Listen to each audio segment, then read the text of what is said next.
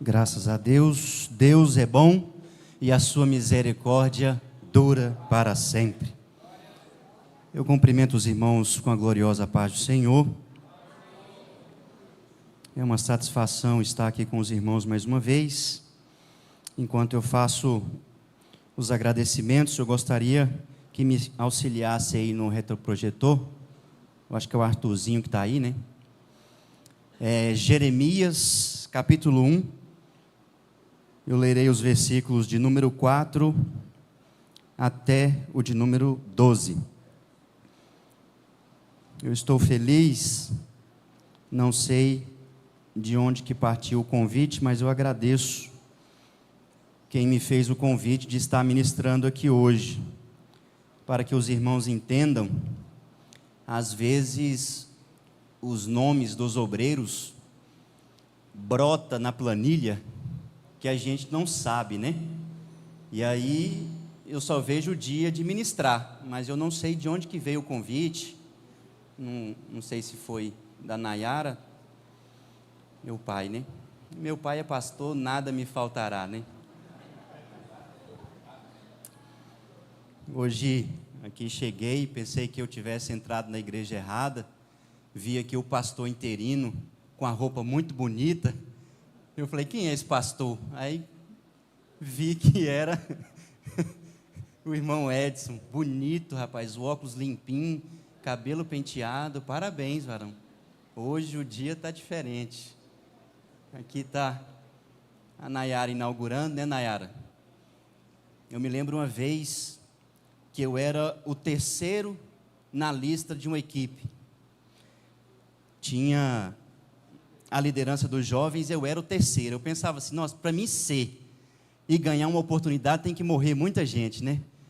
E um dia, irmãos, eu cheguei na igreja, aí falou assim, infelizmente, a partir de hoje você é o líder. Aí eu, do nada? E eu falei, gente, para mim, né, o vice era só para preencher um lugar. Mas, por incrível que pareça, às vezes o vice pode assumir.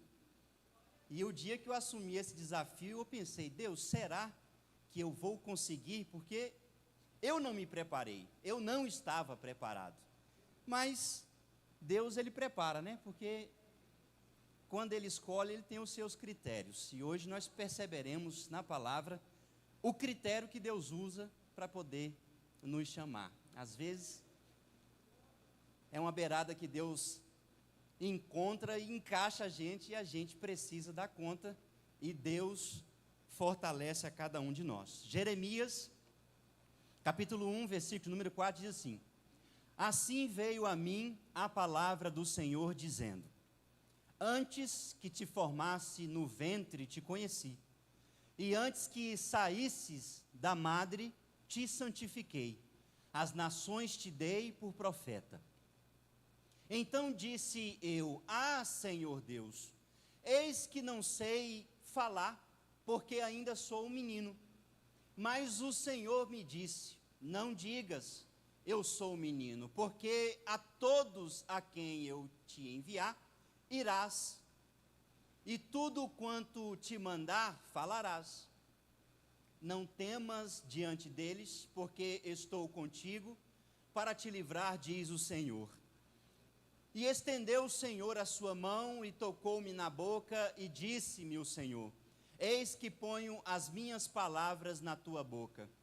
Olha, põe-te neste dia sobre as nações e sobre os reinos para arrancares e para derrubares e para destruíres e para arruinares e também para edificares e para plantares.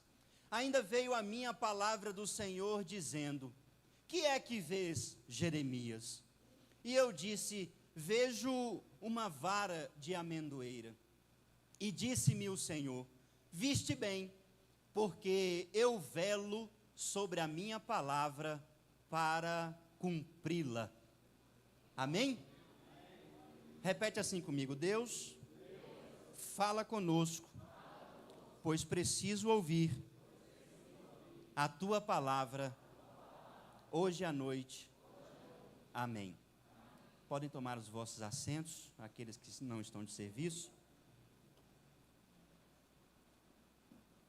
Quero fazer menção do Eduardo, que está ali mais no fundo. Seja bem-vindo, Eduardo. O Eduardo, quando eu trabalhava aqui na região noroeste, eu passava ali no salão dele, fica ali na Avenida Genésio, para cortar o cabelo. Na época eu ainda tinha cabelo, né, Eduardo? Aí o negócio foi raliando. Eu acho que é porque Deus me ama demais, porque a Bíblia diz que Ele conta os nossos fios de cabelo. Aí toda vez que Ele vai contar o meu, eu acho que Ele conta com muita força. Aí, aí vai caindo, pastor Alex. Mas é o amor de Deus para comigo. Obrigado, viu, Eduardo? Quando eu estiver vindo para essa região de cá, eu vou passar lá também para você dar um talento para ver se aumenta os cabelos aqui. Irmãos, esse texto que eu li, trata-se do profeta Jeremias. Eu, particularmente, tenho uma admiração por ele, porque ele surgiu em uma época de calamidade com o reino dos céus na terra,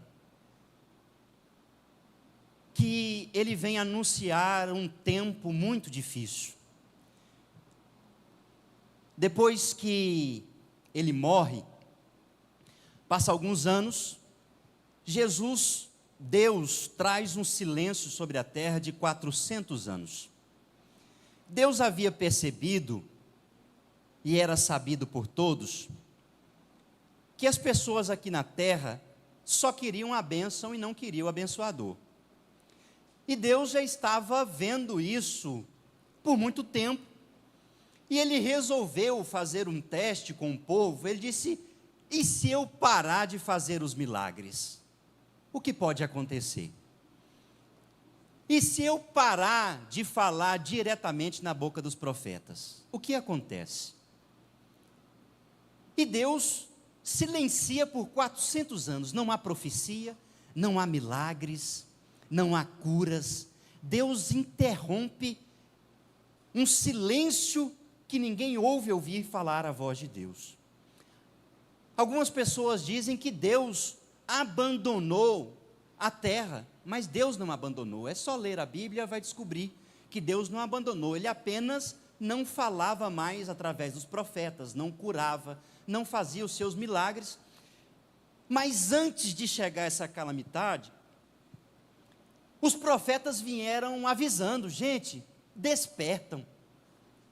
É necessário que nós venhamos consertar a nossa vida com Deus. E Jeremias fala de uma forma muito dura, porque ele era um profeta. Se nós fizermos uma divisão bíblica, e aqui quem está estudando com o pastor Alex, teologia básica aqui, eu sempre vejo os anúncios, o senhor ainda está dando aula aqui, né? Nós percebemos que a Bíblia tem algumas divisões de forma teológica, básica ou primária, e a gente vê aí os primeiros livros que trata-se da lei, que nós herdamos esses livros, que são conhecidos como Pentateucos.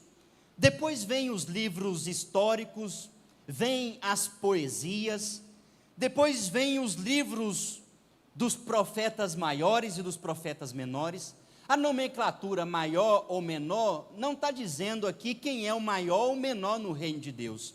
Trata-se de uma cronologia, o tamanho do livro, o tempo que o profeta esteve trazendo as suas profecias.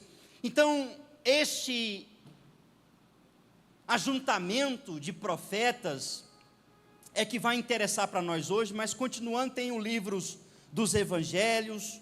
Aí vem as cartas, conhecidas como as cartas paulinas, que Paulo escreve à maioria das igrejas. E por último, vem ainda falando de um livro da profecia, que é o livro de Apocalipse. E aí no texto que nós lemos, no versículo de número 10, ele me chama a atenção porque Deus chama Jeremias para uma missão muito pesada. O versículo de número 10 diz: vê, ponha-te neste dia sobre as nações e sobre os reinos, para desarraigares e para demolires, para destruíres e para combateres. Ou seja, Deus chama Jeremias para literalmente destruir o reino das trevas. E é difícil, porque cada um de nós, quando aqui estamos, que o inimigo investe na nossa vida, ele investe porque sabe que nós podemos ser uma semente, mas uma semente simples. Mas imagina você ser uma semente com a missão de destruir o reino das trevas. O inimigo investe de tudo quanto é maneira. Tanto é que quando o reino da Babilônia invade o reino de Judá, mata os sacerdotes, os profetas, entra dentro da igreja e rouba os utensílios sagrados da igreja. Ele rouba tudo que tinha na igreja, mata o sacerdote, mata os idosos, as crianças, e sequestra os filhos dos nobres e nessa leva Jeremias vai junto. Mas quando chega lá, eu não sei por qual critério, ou se é pela proteção excessiva de Deus, Nabucodonosor olha para Jeremias e fala: não era para você ter vindo, dispensa ele. Quando dispensa Jeremias, ele volta para Judá, mas ele, com raciocínio de gambá, ele falou: se eu ficar aqui e eles vierem de novo, vão me levar cativo mais uma vez. Então ele foge de Judá e busca o seu exílio lá no Egito. E aí ali ele fica até os dias da sua morte. Jeremias, com a infelicidade de ter nascido em uma época em que o pecado dos seus pais, o pecado da geração anterior, chegou às narinas de Deus com um cheiro tão horrível, que Deus permite, e aqui eu abro um parêntese, para a gente entender o que é permissão e o que é a vontade de Deus. Porque às vezes, quando falece alguém na família, chega o parente e fala assim: olha, foi a vontade de Deus. Não foi a vontade de Deus, foi a permissão de Deus. Porque Deus não tem vontade que nós padeçamos. Deus não tem vontade que nós morramos, mas Deus permite que isso aconteça na nossa vida. E Deus permitiu que o povo de Judá fosse cativo do povo de Babilônia. Jeremias, ele foi um dos últimos profetas a falar ativamente em nome de Deus, antes do exílio, chamando o povo ao arrependimento, mas a nação não quis se arrepender. Então Deus permitiu, Babilônia vai, pega o povo cativo, possui eles e leva, junto vai Daniel, Jeremias, Ananias, Azarias, e todo mundo que se destacou na juventude foram levados cativo para a Babilônia. E Jeremias, ele é dispensado porque ele era diferente, muito diferente de outros profetas. Jeremias, ele era um homem pensador e contemplativo, um adorador por contemplação. E o culto está na direção do Ministério de Louvor, e os irmãos agora vão entender o que é uma adoração contemplativa. Já chegaram a dizer que Jeremias, ele era rude nas suas palavras. Porque às vezes, irmãos, é difícil a gente trazer uma mensagem um pouco endurecida. Eu costumo dizer que é muito melhor ser feliz na mensagem do que ser fiel à mensagem. E às vezes eu, como pregador, tenho que enrolar na introdução, tentando, pastor Nilson, dar uma massageada no coração, porque no escorno da palavra, no cerne da palavra, Deus quer trazer algo mais pesado e a gente não pode falar de forma literal. Mas Jeremias, ele não media as suas palavras e ele trazia na dureza, e muitos o chamavam de rude, de grosseiro, sem papa nas línguas, chicoteavam ele, e quando ele voltava para casa, ele chorava na presença de Deus, e todos o chamavam de o profeta chorão. Tanto é que é ele que escreve o livro das lamentações. Ele lamentava na presença de Deus: Deus, por que o Senhor me escolheu para falar duras palavras ao seu povo? Philip Yancey, um escritor teológico, ele escreve dizendo que por muitos anos ele evitou a falar dos profetas por causa das suas estranhezas. Os profetas da época eram estranhos. Se você pegar a história de João Batista, que comia mel silvestre e gafanhoto no deserto, vestia a roupa da pele de um dromedário, um homem esquisito, cabeludo, magro, queimado do sol, feio, e eles, como todos os profetas, tinham as suas estranhezas. E Jeremias, por ser um profeta de alma, porque ele virou profeta por um erro do percurso, ou por uma autorização, ou por uma escolha de Deus, porque ele era filho de sacerdote, e naquela época, o sacerdócio era passado de família para família. O bisavô era sacerdote, o avô dele era sacerdote, o pai dele era sacerdote. Quando chegou na vez dele, Deus falou: você vai ser profeta. Porque às vezes nós queremos herdar as coisas da nossa família, mas Deus quer diferente. Às vezes a moça chega e fala: não, eu vou continuar sendo prostituta. A minha avó ganhou a minha mãe no prostíbulo. A minha mãe era prostituta, eu estou fadada a morrer como prostituta. Não está não, porque Deus conhece e reverte a sua história.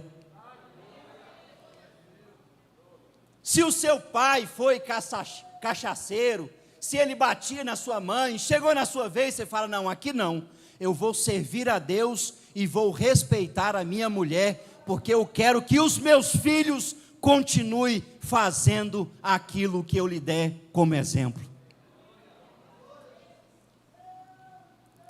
Jeremias, com uma alma de sacerdote, mas Deus disse: não, você vai ser profeta, porque um escolhido não tem escolha. A minha profissão é Deus quem escolhe. A faculdade que eu vou estudar, Deus que escolhe. A profissão dos meus filhos, Deus que escolhe. Porque se você deixar Deus escolher os seus caminhos, eles serão mais leves. Bruno, se eu quiser me desviar da escolha de Deus, eu posso? Pode. Deus deu o livre arbítrio para todos nós. Mas você vai pagar um alto preço. E quer saber o final da história? Deus te traz pela dor e não pelo amor. Bruno, Deus, então ele não é amor, porque estão pregando na minha geração que Deus é amor. O meu papai querido, quando eu chegar no céu, eu quero sentar no colo de Deus, eu quero passar as mãos na barba de Deus, porque Deus é amor. Deus é amor, mas também é fogo consumidor.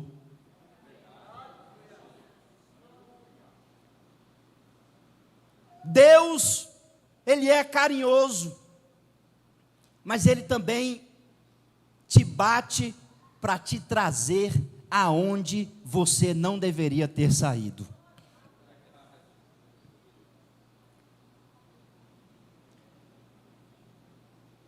Davi, ele escreve no seu inário dizendo que os céus proclamam a glória de Deus e o firmamento anuncia as obras de suas mãos.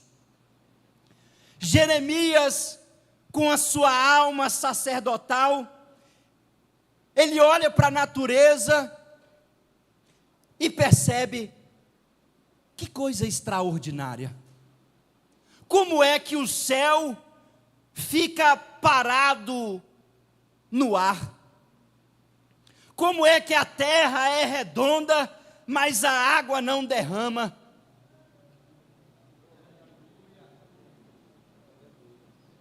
Jeremias olha e fala: que coisa extraordinária. Quem é que dá a ordem para que o trovão saia? Quem é que sustenta a terra em órbita?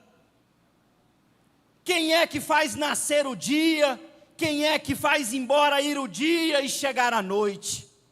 E ele vai contemplando tudo isso, como diz o hino da harpa. Senhor meu Deus, quando eu contemplo. Jeremias olha e ele fica abismado com a criação de Deus, um adorador contemplativo. Ele olha para a criação e fala: Deus está falando comigo. Porque ele começa a olhar o curso da água, ele fala: a água que passa aqui, amanhã ela não está aqui, porque a água tem o seu tempo determinado para ficar no rio. Ele vê que existe Deus em todas as coisas, porque Jeremias sabia que Deus fala o tempo todo. Falta quem quer ouvir a voz de Deus. No capítulo 1, no versículo de número 11, diz assim: além disto, a palavra do Senhor veio a mim, dizendo: Jeremias, que tu vês? E eu disse: eu vejo uma vara de amendoeira. Como ele é um homem contemplativo, Deus fala com ele através da admiração que ele tem pela natureza. Deus fala: o que você está vendo, Jeremias? Deus, eu estou vendo uma vara de amendoeira. Jeremias, você acertou na mosca. Realmente é uma vara de amendoeira.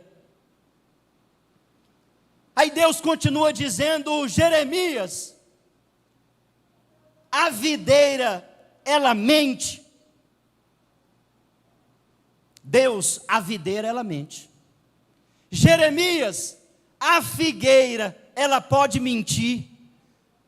Pode mentir sim. Às vezes ela solta a folhagem, a gente corre para colher os frutos, e ela não tem frutos. Então ela mente. Jeremias, a amendoeira mente? A amendoeira não, Deus. A amendoeira, antes do tempo, ela sempre produzirá o seu fruto.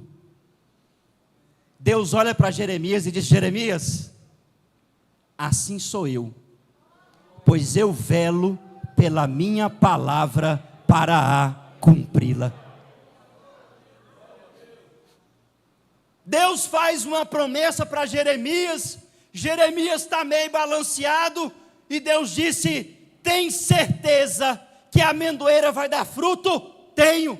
Então tenha certeza que eu estarei contigo durante essa jornada, porque sou eu que dei a palavra para você.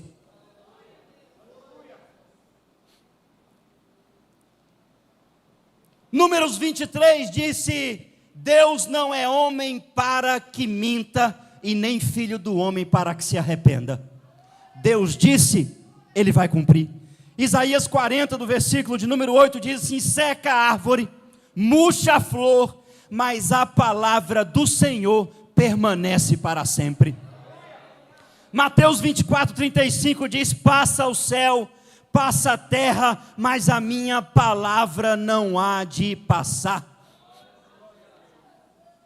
Jeremias viu também no instinto animal uma analogia do que deveria ser o instinto da alma do homem por Deus. Olha o que ele diz no capítulo de número 8, no versículo de número 7. Sim, a cegonha no céu conhece os tempos determinados, e a tartaruga marinha, e o grou, e a andorinha observam o tempo de sua vinda, porém o meu povo não conhece o juízo do Senhor. Nesse texto ele faz uma comparação dos pássaros e dos homens que vivem ao seu redor. Porque tem gente que já passou da época de ser criança, mas continua tendo os atos de um bebê.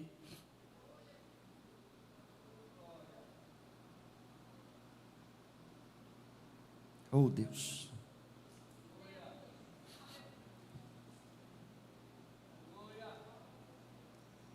Tem 1 ano, 5 anos, 10 anos, 20 anos, 30 anos de fé e age igual uma criança. Eu não vou no próximo culto porque o pastor não me deu oportunidade.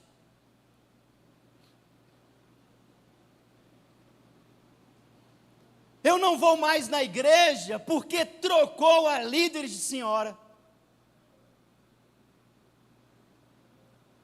Paulo, ele exorta a igreja, em 1 Coríntios 13, 11, quando eu era criança, falava como criança, entendia como criança, pensava como criança, mas quando eu me tornei homem, eu coloquei de lado as coisas infantis. Paulo estava dizendo: eu cresci, eu não posso mais ser criança. Eu não vou na igreja porque, amiga, você não vai. Quem morreu por você foi a sua amiga. Eu não vou mais na igreja porque eu não gosto do pastor. Quem morreu por você foi o pastor. Quem morreu por nós foi Jesus Cristo, para que todos nós pudéssemos estar hoje crescidos, grandes, saudáveis, para poder servir a Deus. Deus, aproveitando a alma contemplativa de Jeremias, olha o que ele disse: desce à casa do oleiro, e lá te farei ouvir as minhas palavras. Observe, Deus falou: desce à casa do oleiro, porque lá eu vou falar contigo. Ele não foi na casa do oleiro para profetizar. Ele não foi para falar na casa do oleiro. Deus disse: vai lá para você poder aprender o que eu quero falar contigo. Quer pregar, mas não vem na casa do oleiro para ouvir o oleiro falar contigo. Quer cantar, mas não vem na casa do oleiro para aprender a liturgia de como é cantar. Aí tu se quebra, vaso. Ganha 2.000, compra um carro e paga parcela de R$ 1.100 por mês, aí tu quebra, vaso. Quer pregar, mas não gasta um tempo lendo a Bíblia, aí tu quebra, vaso. Primeiro, tem que sentar, vaso, para ouvir o oleiro falar contigo. Aí no capítulo 18, no versículo 3, diz assim, ó, desci. Então eu desci à casa do oleiro, e eis que ele realizou um trabalho nas rodas. Você entendeu esse texto? Nem eu entendi, mas se a gente for para o próximo, a gente vai entender. No versículo 4 diz assim, ó, e o vaso que ele fez de barro estava desfigurado na mão do oleiro. Então fez dele novamente outro vaso, como parecia bem ao oleiro fazê-lo. Ele está observando o que o oleiro faz com o vaso. Observe que o texto, se tivesse lá, a gente ia esmiuçar ele. O texto diz que não foi o oleiro que quebrou o vaso, diz que foi o vaso que se quebrou na mão do oleiro. O que é isso? É que nós mesmos nos quebramos. De que jeito? Às vezes eu vou num lugar e o Espírito Santo fala, Bruno, sai daí, porque esse lugar não te cabe. Eu ouço a voz do Espírito, mas eu quero permanecer. Aí o vaso se quebra.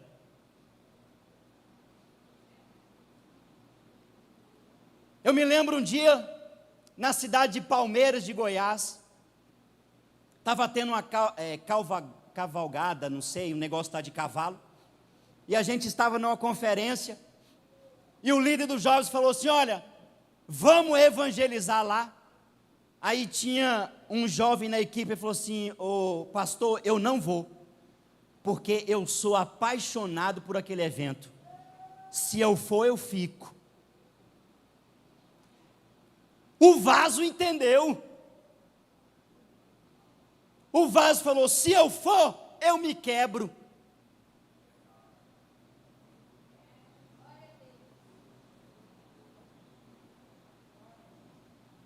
Já imaginou? O vaso aceita Jesus, vai numa pescaria com o pastor abre uma cerveja, coloca no copo e começa a beber. O novo convertido vai olhar e vai falar, se o pastor está bebendo, eu posso também. Aí tu se quebra, vaso. Porque a minha Bíblia diz que a salvação é individual. Vaso, se perceber que o local não é propício para você, não se quebre. Volte inteiro para a mão do oleiro.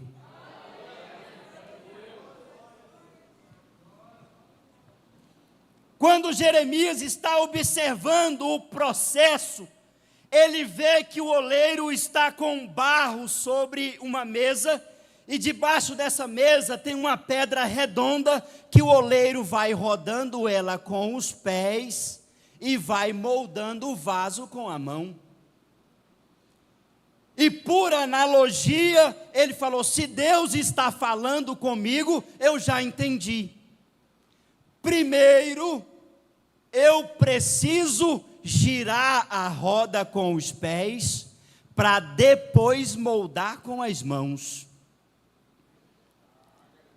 Aí Deus falou com ele, é assim, ó casa de Israel, que deve ser nas minhas mãos. Bruno, eu não entendi, eu te explico. Jeremias entendeu que primeiro nós precisamos passar pelos pés de Deus, para depois a gente chegar nas mãos de Deus. Ou seja, primeiro tu te humilha, depois Deus te exalta. Você me prova que tem isso na Bíblia? Te provo, porque te ensinaram errado, que os humilhados serão exaltados. Negativo. Os humilhados continuarão sendo humilhados. O texto diz, a quem se humilhar, é eu que preciso me humilhar, depois Deus me exalta. Está onde isso, pregador? Mateus 23, 12, e aquele que a si mesmo se exaltar será humilhado, e aquele que a si mesmo se humilhar será. Primeiro eu preciso passar pelos pés do abençoador, para depois eu receber a bênção da mão do abençoador. Pastor, para que serve isso? É simples. Porque enquanto você está na mão do oleiro, o maligno não lhe toca. O maligno ele não te pega. Porque o maligno vem te pegar, Deus levanta. O maligno vai, Deus abaixa. Porque Deus exalta aquele que se humilha.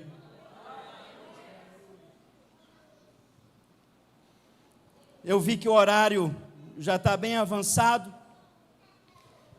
Mas Jeremias também percebe que quando o oleiro vai girando a roda com os pés e vai moldando o vaso com as mãos, ele vê à distância que a mão do oleiro está sangrando.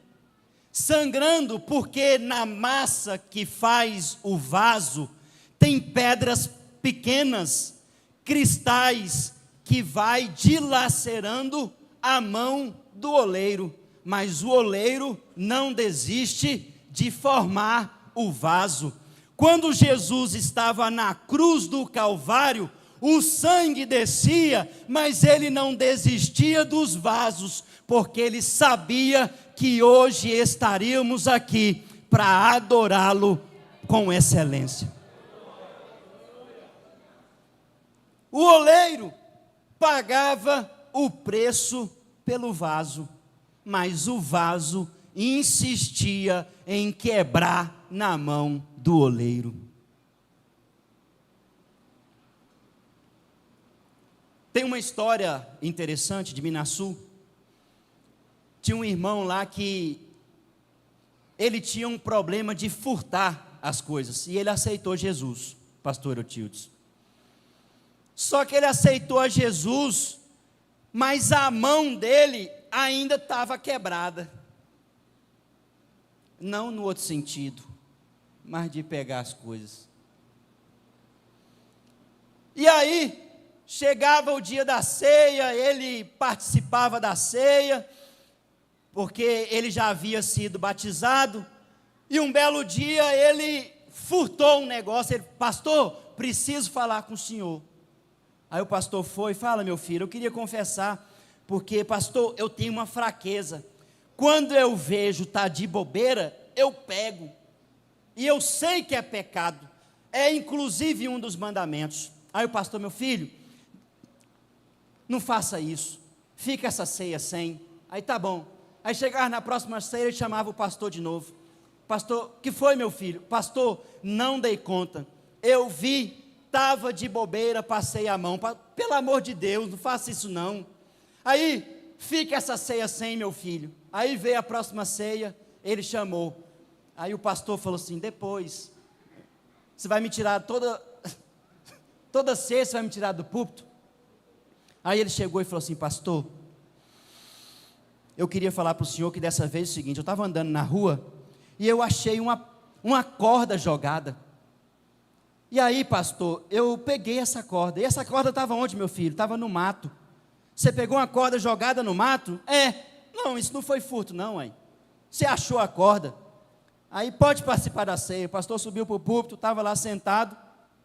De repente ele: pastor, preciso falar com o senhor. Ele: não, está perdoado. Tranquilo. E o cabra chamou a ceia para dentro. No final do culto ele: pastor, eu estava chamando o senhor, eu sei que você autorizou, mas eu esqueci de falar que na ponta da corda tinha um porquinho.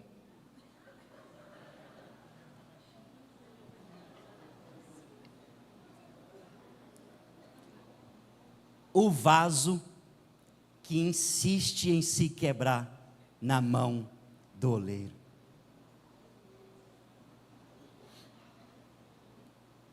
Deixa eu te falar uma coisa. Tem pouca coisa tirando o vaso da mão do oleiro, mas pouca coisa. Pouca coisa. O nosso mal é a interpretação errônea da Bíblia. A Bíblia diz que um abismo chama o outro. Aí você pensa: não, é um pecadão grandão que chama um outro grandão. Né não? Não é essa mesa que me derruba, porque ela é grande e eu estou vendo. O que me derruba é essa caixa que tem de cor branca e o piso é branco. É a caixa pequenininha que eu não vejo. É uma pedra pequenininha que me derruba e faz eu rolar, rolar, rolar, até ficar do tamanho de uma montanha. Perdendo o céu por pouca coisa. Aí o vaso que se quebrou, aí o oleiro pega e joga a massa fora. Joga fora? Não, não. Vem cá, ladrão de porquinho, coloca ele e começa a moldar com a mesma matéria-prima. Aí ele está ali formulando o vaso, sai um bracinho e rouba a carteira do oleiro. Aí o oleiro torna a amassar. E às vezes a gente não entende. Deus, por que que o Senhor me amassa tanto? E Deus fala, vasinho, vasinho. Será que tu não sabe, vasinho? O vasinho sabe, Deus torna a amassar o vasinho e fazer um vaso novo, mas o vaso insiste, pastor Alex. Preletor, por que que você está insistindo? Porque eu não posso fazer igual Jeremias, olhar para você e falar, miserável.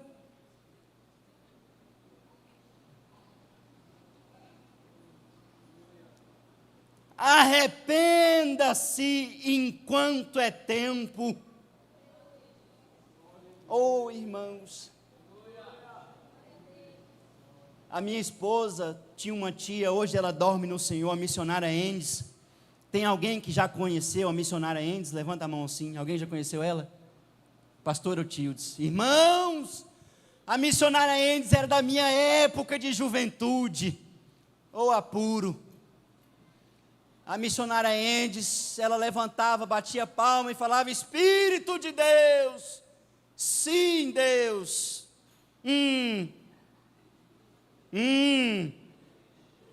aleluia, aleluia, Espírito de Deus, sim, ela andava de olho fechado, irmãos, descia a escada, subia a montanha, de olho fechado, ia lá na cabeça do miserável, colocava a mão, eu falo contigo, meu servo, eu te vi quando entravas naquele motel.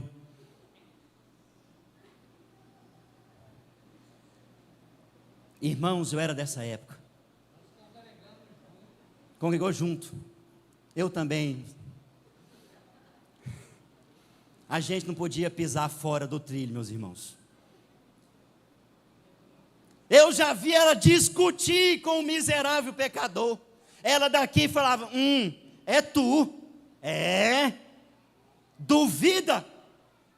Eita Deus. Duvida. E o caboclo na mente dele, duvido, eu vou aí. Aí o cara falava, duvido não. Se duvidar eu vou. E ela ficava discutindo com a cabeça do cara. Da moça. Irmãos, nós estamos vivendo numa época da graça, que Deus é misericordioso. Eu lembro da época que gente brotava endemoniada dentro da igreja. Por que que o demônio não brota hoje na igreja mais? Porque ele congrega com a gente. Ele toma a ceia junto com a gente. Ele põe a mão na cabeça da gente, quer ministrar a bênção, cheio de adultério, a vida toda emporcalhada, e a gente não vê manifestação, e pouca coisa derrubando a gente, pouca coisa, mas pouca coisa.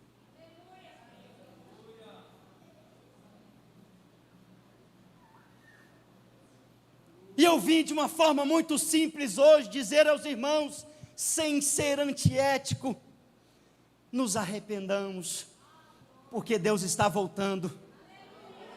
Deus está voltando e nós não temos tempo a perder. É pouca coisa demais que está derrubando a gente. É um celular, é uma televisão, é um site, é uma coisa que está nos derrubando.